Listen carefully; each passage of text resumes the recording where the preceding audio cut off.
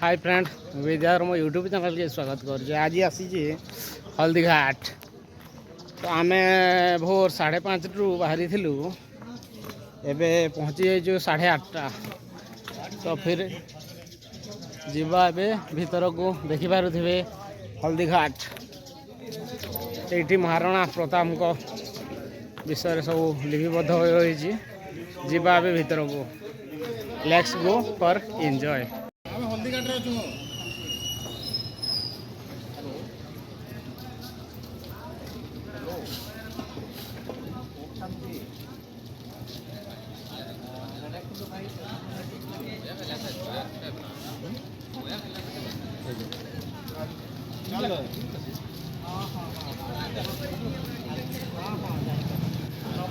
को देखा लगे हेले 120 टंका लगुच टिकेट जार मूल्य 120 देखिले तो सो फ्रेंड एबे जिबा वर्तमान भीतर को जिबा एई राजस्थान रो हल्दीघाटी रे महाराणा प्रताप को युद्ध कौशली अस्त्र शस्त्र सब यही भितर सब लिपिबद्ध सब ऐतिहासिक जिनिस सब रही अच्छी चलतु देखा भीतर को भिडियोटी प्रथम शेष जाए निश्चित भाव में देखु जानीपर कौन कौन सब रही अच्छी महाराणा प्रताप अस्त्र शस्त्र युद्ध कौशली वस्त्र सब रही अच्छी देखु प्रथम शेष जाए निश्चित भाव में देखु देखुं तो फ्रेंड यहाँ देखिपे ये बहुत पुरातन तोरवाल महाराणा प्रताप युद्ध कर जानती जो महाराणा प्रताप युद्ध करने जाती देखिए बहुत आपण मैंने यहाँ देखुवे वीर विनोद मेवाड़ का इतिहास महाराणा प्रताप ये इतिहास अच्छी आपण मैंने इतिहास बही पढ़ी थे चलतु आगे जावा यहाँ आप देखिथे महाराणा प्रताप विभिन्न अस्त्र शस्त्र जो थे से शत्रु को पराजय करती एवं यहाँ युद्ध रे जो आभूषण तांकर आसतु आगू जावा यहाँ देखु तलवार सहित चेक करती आज्ञा यहाँ देखु वस्त्र पोशाक पगड़ी बहुत बड़ पगड़ी देखु पैतृक भूमि पर इस संग्रहालय का निर्माण करवाया और मुख्य सहयोगी उनकी पत्नी श्रीमती विमला देवी श्रीमाली इनके साथ कंधे से कंधा मिलाकर चली। इस सपने को साकार करने के लिए उन्होंने अपना सब कुछ न्योछावर कर दिया। 18 जून 1576 ईस्वी को हल्दी घाटी का घमासान 1576 ईस्वी को प्रातः सूर्योदय के साथ मेवाड़ की राजधानी गोगुंदा की तरफ आगे बढ़ने लगी तो उन पर महाराणा प्रताप की सेनाओं ने आक्रमण किया और उनसे गोरिल्ला पद्धति से युद्ध किया। ये आक्रमण इतना तेज था कि जिससे मुगल सेना में भगदड़ मच गई। महाराणा प्रताप की सेनाओं ने मुगल सेना को यहाँ से 3 किलोमीटर दूर पीछे समतल क्षेत्र में जहाँ अभी खमनोर गांव है वहां तक खदेड़ दिया। इसी खमनोर गांव के पास बनास नदी के पास समतल मैदान में 7 घंटे का भयानक युद्ध हुआ। इस युद्ध में दोनों पक्षों से कुल 18,000 सैनिक मारे गए। जब ये युद्ध समाप्त हुआ तो वहां पर मानसूनी बरसात हुई और वहां पर कटी हुई लाशें और खून ने पानी में मिलकर एक तलाई का रूप ले लिया। इतिहासकारों ने इस तलाई को रक्त तलाई का नाम दिया। इस युद्ध में ग्वालियर का एक पूरा राज परिवार जिसमें राजा राम शाह तंवर और उनके दोनों पुत्र थे, शहीद हो गया। यहीं पर एक बगीचा बनाया हुआ है और जो इस युद्ध में शहीद हुए थे उनके स्मारक इसी बाग में बने हुए हैं। इस लड़ाई की विस्तृत जानकारी आपको एक फिल्म के द्वारा दी जाएगी। आप जब इस कक्ष में सब कुछ देख चुके होंगे तब ये फिल्म और लाइव व साउंड शो शुरू होंगे। तब तक के लिए धन्यवाद।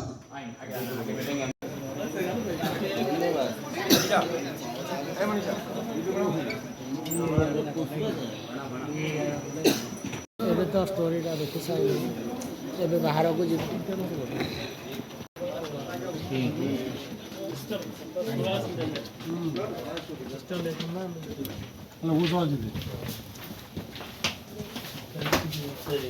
ଦେଖିପାରୁଥିବେ ପ୍ଲାଷ୍ଟିକର କଭର ଦେଇକି ସଜାवट है।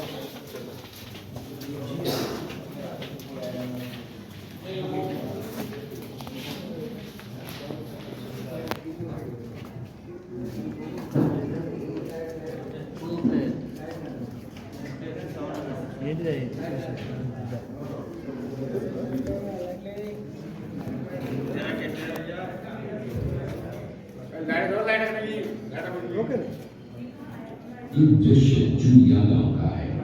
अंधी रात्रि के बाद महाराणा प्रताप की भामाशाह ने अपनी सारी सुख सुविधा को छोड़कर अपने राजा को स्वयं का धन 25 लाख रुपए व राजकोष में 20,000 अशर्फियां देश के लिए अर्पित की, जिससे महाराणा प्रताप ने 12 वर्षों तक अपनी सेना को संगठित किया, सैन्य शक्ति को बढ़ाया और मेवाड़ मातृभूमि को आजाद करवाया।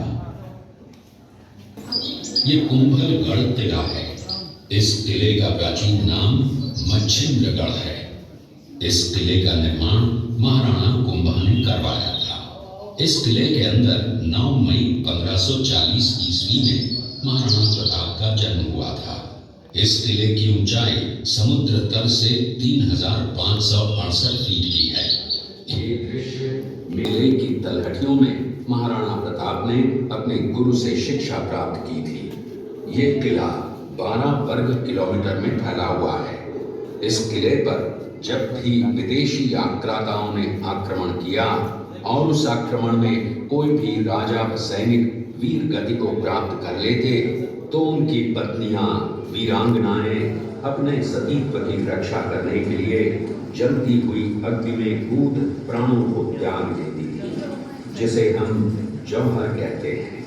चित्तौड़गढ़ में 3 मुख्य बड़े जौहर हुए थे। प्रथम जौहर 1303 ईस्वी में रानी पद्मिनी ने 16,000 स्त्रियों वीरांगनाओं के साथ जौहर किया था, सिर्फ अल्लाउद्दीन खिलजी के कारण। दूसरा जौहर 1535 ईस्वी में गुजरात के शासक बहादुर शाह के आक्रमण के कारण कर्मवती ने वीरांगनाओं के साथ किया। और तीसरा जौहर 1568 ईस्वी में हुआ जब मुगल शासक अकबर ने चित्तौड़गढ़ पर आक्रमण किया। किला यहाँ से 140 किलोमीटर दूरी पर है। ये देखते हुए सभी अतिथि आगे की तरफ चले।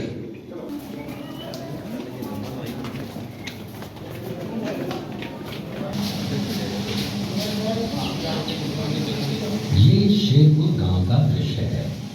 अब्दुल रहीम खान खाना अजमेर का सूबेदार था।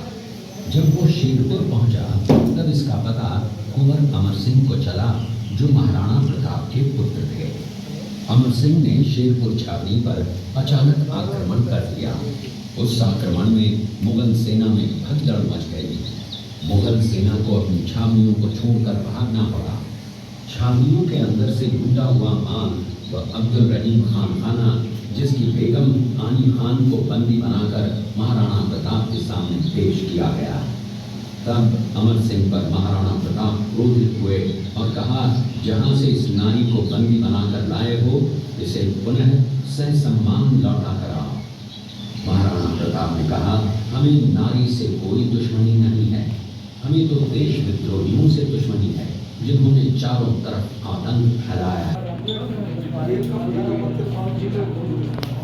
अपने पुत्र का बलिदान देकर राजवंश की रक्षा की थी। उस मां का नाम पन्नाधाय था। पन्नाधाय जाति से गुर्जर थी। वो एक राजकुमार की धाई मां थी।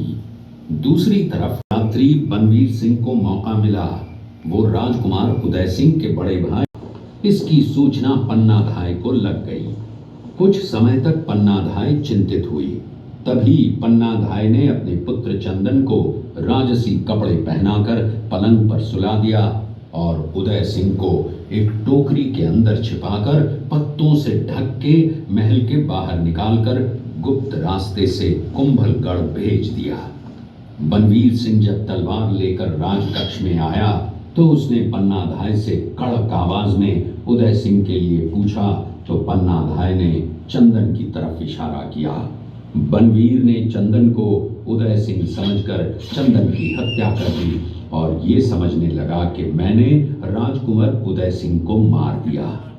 वही राजकुंवर बड़े होकर राजा बने और अपने नाम का उदयपुर नगर बसाया जो यहाँ से 40 किलोमीटर दूर है। और उन्हीं के पुत्र महाराणा प्रताप हुए जिन्होंने हल्दी घाटी का युद्ध लड़ा और आज हम लोग उनका इतिहास यहाँ पर देख रहे हैं। ये देखते हुए सभी अतिथि आगे की तरफ चले।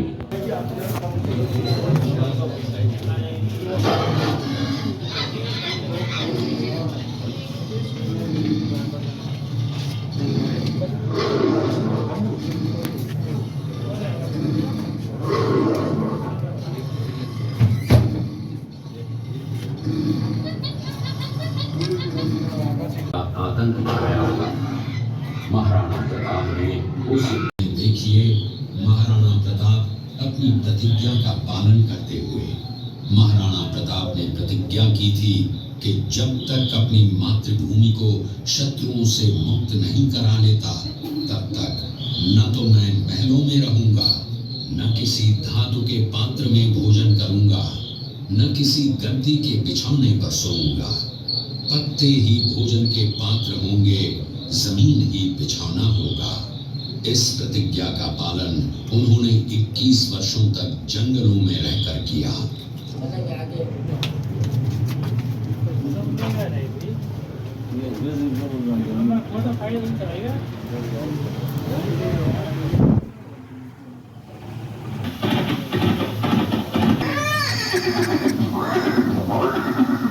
ये दृश्य महाराणा प्रताप और सुविख्यात स्वामी भक्त घोड़े चेतक के अंतिम मिलन का है।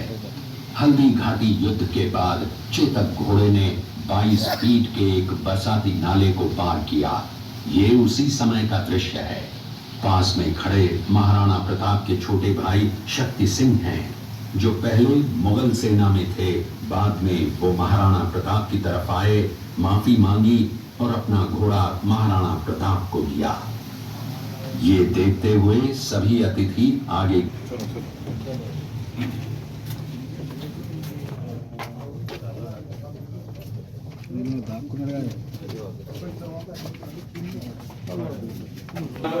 जिन्होंने हल्दीघाटी युद्ध में महाराणा प्रताप को सहयोग प्रदान किया।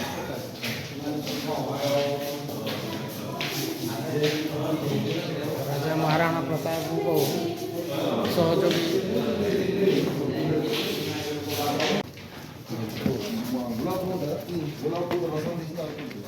ये हल्दीघाटी क्षेत्र में साल में एक बार देसी गुलाब की खेती होती है। साल में एक ही बार फूल आते हैं। चैत्र महीने में पिंक कलर का गुलाब का फूल आता है। इन्हीं गुलाब के फूलों से यहाँ पर गुलाब जल, गुलकंद, शरबत तैयार करते हैं। 10,000 गुलाब के फूल, 20 लीटर पानी मिलाकर फूलों को पानी के साथ में उबाला जाता है।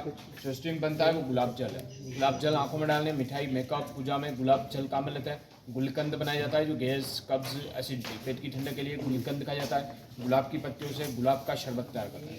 हल्दीघाटी क्षेत्र का फेमस है गुलाब जल, गुलकंद, शरबत। म्यूजियम का शो है, सैंपल टेस्ट फ्री है। सैंपल बताएंगे आपको। देखो आपकी आगे कर दो हल्दीघाटी थोड़ा टेस्ट करो। एक गिलास में 2-3 जन टेस्ट करो। ये आएगा रोज शरबत, दूध, पानी दोनों बन सकता है। ये आएगा रोज, ऊपर से थोड़ा थोड़ा आप सभी जन टेस्ट करेंगे। थोड़ा थोड़ा आप सभी जन टेस्ट करो। ये आएगा रोज का शरबत। इसके अलावा एक आता है गुलाब जल। गुलाब जल आप जा एक बार रुक दे भाई साहब ने।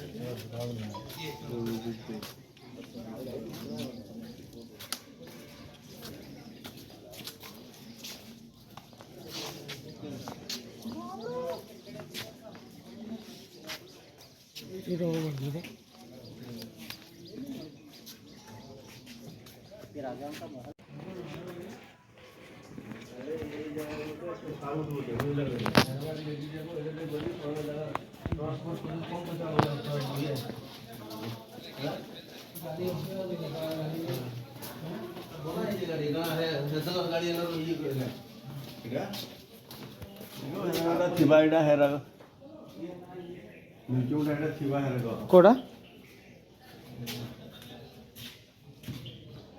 बहुत पुरातन गाड़ी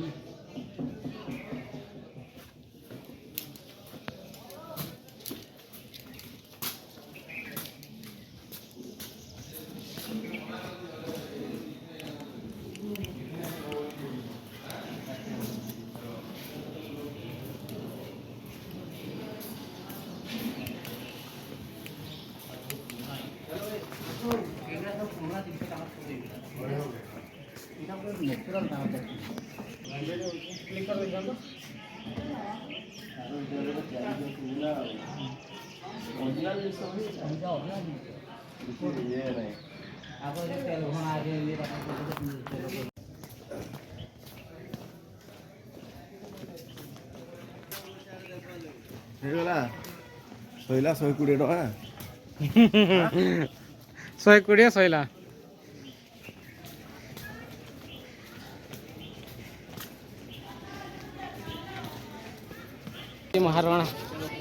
महाराणा प्रताप का चेतक।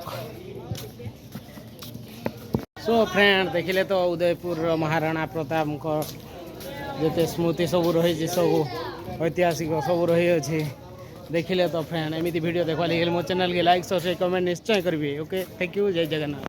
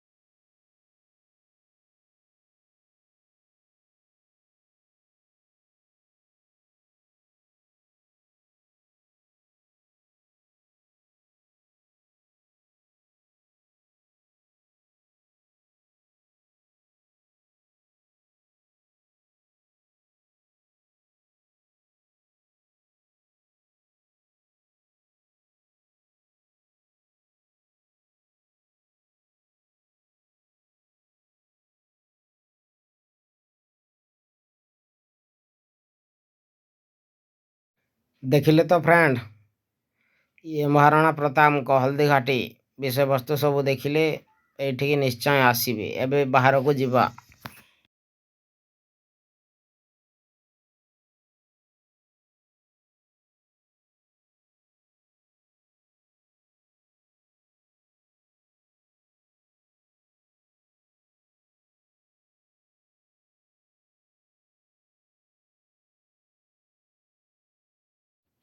पुणी देखा हबो नेक्स्ट वीडियो।